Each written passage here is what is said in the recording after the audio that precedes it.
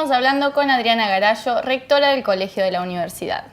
Adriana, recién mencionabas que el espacio del colegio es bastante reducido. ¿Cuántos cursos por año hay? En realidad los cursos por año, las divisiones por año son dos. Bien. Nosotros funcionamos en dos turnos. El turno de la mañana funciona el ciclo orientado, que son los alumnos de cuarto, quinto y sexto año de la educación secundaria. Y en el turno de la tarde funciona primero, segundo y tercer año, que es el ciclo básico de la educación secundaria. Tenemos 6 divisiones en total en cada turno. Una de las características del funcionamiento de la escuela es que la escuela abre sus puertas a las 7:30 de la mañana y cierra sus puertas a las 8:30 de la noche, porque además el ciclo orientado tiene, más allá de sus materias de fundamento, tiene asignaturas donde profundiza el área de la orientación que ha elegido. Y en ese sentido también concurren a contraturno. Bien, como por ejemplo, ¿qué materias pueden tener? Y por ejemplo, en ciencias naturales, los laboratorios físico-químicos, biología molecular, en ciencias sociales, antropología o problemas del conocimiento, en comunicación, cultura y comunicación o producción multimediales, etc. Son asignaturas que profundizan específicamente cuestiones referidas a su modalidad. Esto amplía el horario de formación de los alumnos y van en contraturno, en horario contraturno. En el caso del ciclo básico, todas sus actividades se desarrollan durante la tarde y las actividades que quedan a contraturno son de educación física. Bien. Pero también tiene un horario extendido porque el número de asignaturas y la forma en la que está planteada la propuesta pedagógica difieren algo de cómo se transita en otras propuestas educativas en nuestra ciudad.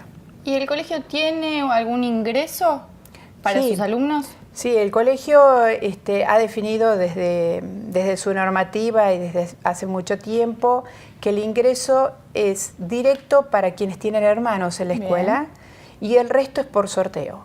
Hay una preinscripción donde se puede inscribir cualquier alumno de la ciudad de Santa Rosa o de cualquier lugar de la provincia y tiene que pasar por un sorteo público y en función del número de vacantes son los alumnos que ingresan. Nosotros tenemos 60 alumnos por año de la escolaridad distribuidos en 2 divisiones. Muchísimas gracias por esta entrevista, Adriana. No, muchísimas gracias a ustedes. Es la primera vez que somos invitados particularmente como colegio y para nosotros es muy importante formar parte de la vida de la universidad. Así que desde ya muchísimas gracias. Gracias a vos. Nosotros seguimos con más Ulpam TV.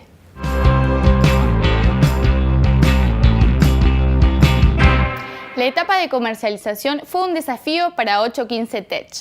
Matías Barturen nos cuenta cómo fue el proceso de búsqueda de clientes para afianzar y expandir su empresa.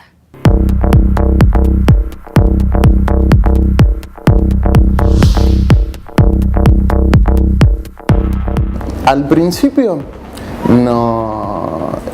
nos alcanzó con nuestra red de contactos.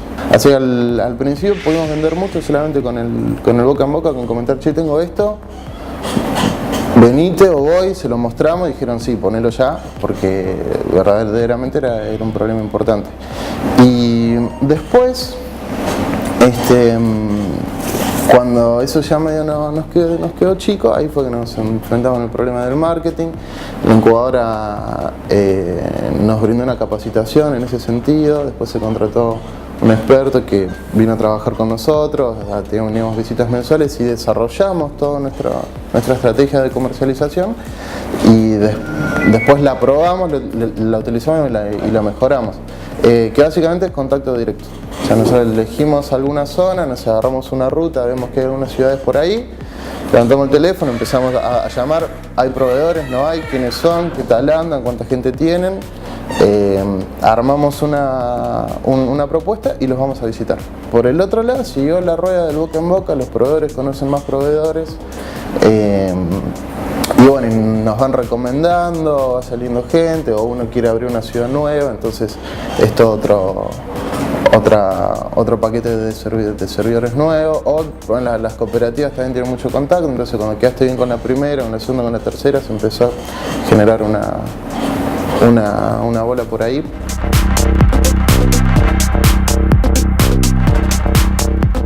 Las condiciones que tengan que cumplir para egresar, yo creo que, o sea, si bien podrían establecer algunas metas económicas, o sea, lo que nosotros quisiéramos es estar igual que ahora, con lo suficiente para bancar un alquiler y bancar toda la infraestructura que tenés que tener para tener tu propio lugar físico. Habiendo resuelto eso,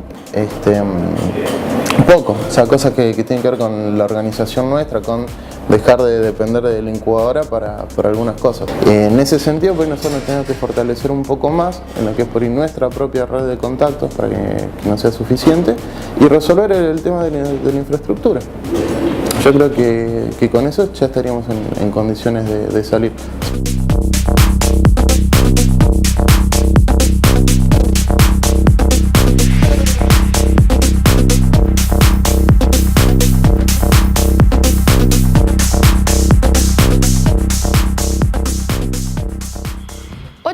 Tech está a punto de egresar de Incubatec. Actualmente cuenta con 50 clientes y ha instalado más de 200 servidores en México, Argentina y Brasil. Recientemente se ha instalado en el mercado ecuatoriano al instalar 10 servidores que proveerán de Internet a más de 10.000 personas.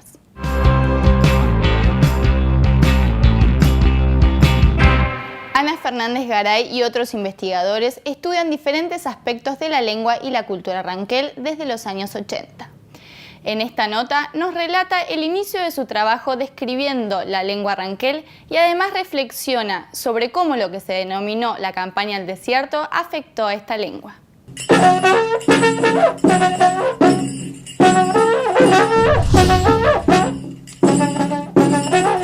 Hacia los años 80, precisamente en el año 83, se inició un proceso de relevamiento de hablantes de la lengua. En ese momento se hablaba de la lengua mapuche porque, bueno, se desconocía qué era lo que pasaba acá en la provincia. Lo que se pudo ver en ese primer relevamiento fue que había pocos hablantes. Primero que había dos grupos.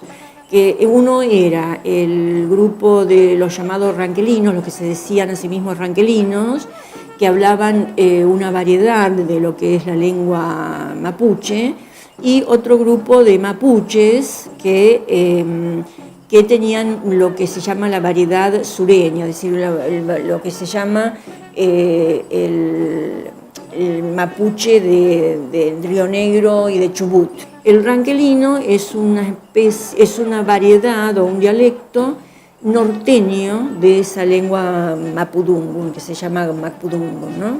En ese momento los ranquelinos que hablaban, digamos, el ranquel, lo que se llama hoy ranquel, era más o menos un 6% de hablantes fluidos. El resto eran hablantes pasivos o directamente monolingües de español. Había más o menos un 80% de monolingües de español. Y con respecto a los que hablaban el mapuche del sur, la situación era todavía más grave, ¿no? Es decir, había más cantidad de monolingües y creo que de hablantes fluidos solamente un 1 y pico %. Todo el proceso de lo que se llamó la conquista del desierto generó en la población, evidentemente en los descendientes de europeos, un rechazo muy grande a todo lo que era cuestión indígena. Es decir, el mismo gobierno lo que hizo fue de alguna manera tratar de que desapareciera la cuestión indígena, y se la borró directamente de todos los manuales escolares. Se hablaba del indígena en pasado, como si los grupos indígenas que poblaban la Patagonia, o la Patagonia en país, digamos, yo trabajo más en Patagonia, ¿no? Y que poblaban el país, hubieran desaparecido terminada la conquista del desierto. Y la realidad era que en algún lado estaban, ¿sí? Estaban confinados en reservas, se los había convertido de pronto en argentinos y habían desaparecido como grupos indígenas. Eran censados como argentinos, y como argentinos que eran, debían aprender el español, es decir, iba un maestro a enseñarles el español, y los chiquitos ranqueles, evidentemente, a fines del del siglo XIX hablarían el ranquel, pero a partir de esta ley tienen que ir a la escuela y aprender el español. Es decir, que la ley, de alguna manera, más que en las comunidades indígenas, siempre hablando de lo que es la comunidad indígena, más que alfabetizar, lo que estaba tratando era de castellanizarlos. Eso fue el fin, digamos. Castellanizaban a los inmigrantes que llegaban, por un lado, y a los indígenas por el otro. Y de esa manera homogeneizaban culturalmente y lingüísticamente al país. Entonces, de alguna manera, empezó a primar esa imagen negativa y la cuestión era terminar con todo lo que fue indígena para dar una imagen de progreso. Y eso fue también lo que llevó a que el indígena sintiera vergüenza, porque era discriminado, es decir, ante una situación de discriminación, la persona que hace se repliega y lo que se genera es lo que se llama un suicidio de lengua. Es decir, el padre cuando ve que el hablar la lengua indígena es negativo para el chico, empieza a hablarle en español. Y de esa manera las lenguas se van perdiendo. El chico ya es socializado en español. Y de ese modo se pierde la lengua, la lengua vernácula, la lengua ancestral, digamos, ¿no?